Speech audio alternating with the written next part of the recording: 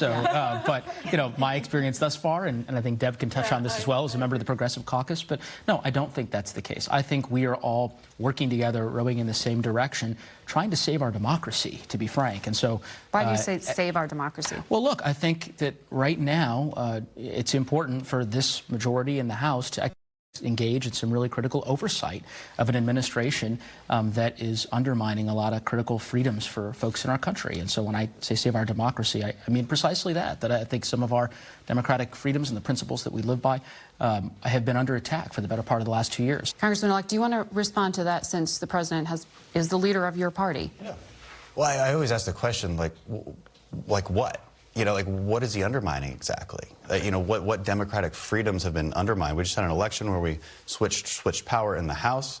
Democracy is at work. People are voting and we're in record numbers. I always ask for examples, and then we can hit those examples one by one. And if it's worth criticizing, it's worth criticizing.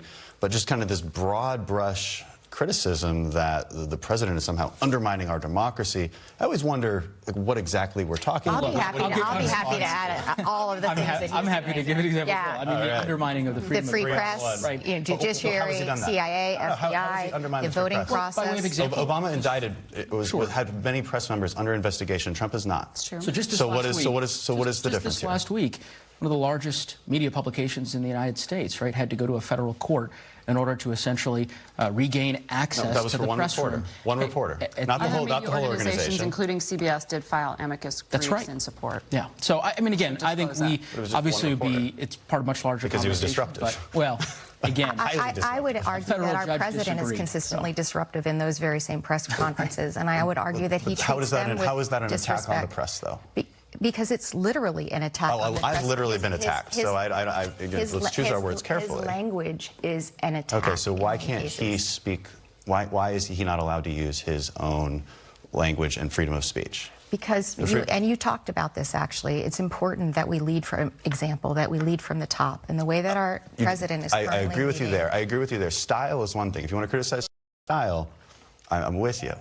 Right, but to say it's an attack on the freedom of the press, that is a very bold statement. By calling the press the enemy of the people, yeah, I don't like that language. Literally. Okay, so the style, I agree, I don't like that language. Fake news, of course. Yes, and I'll give you another example. His rhetoric about erasing trans people in our country. That and he's never said that. Well, it appears that he is discriminating against the LGBTQ community, and I think that's troublesome. I think it's worrisome. We all have communities across this country, and and we mentioned it at the beginning, ripping children away from their parents' arms. Those are all things that worry me, that I absolutely feel that we have to have oversight on. Or how about just, maligning the CIA and the FBI and the State Department and all of those important institutions that are fundamental to how our democracy works. What I hear a lot is you don't like what he says, and sometimes, okay, but you don't like we have policy disagreements, but you're saying undermining democracy. And I want to caution us, because those are very bold words. If we have policy disagreements, let's focus on those policy disagreements. I'll be happy to discuss those at any point. But this is what I've been getting at kind of all week, which is we tend to go right at the jugular. Right? We say you're undermining democracy, you're a bad person fundamentally. That's not always true. We have policy disagreements on a lot of these things. I think it's interesting that we talked about some of the most divisive issues, including immigration, but the thing that set all of you off was the president. We have to leave the conversation there. Thank you so much. Good luck to you in your new work and your new job.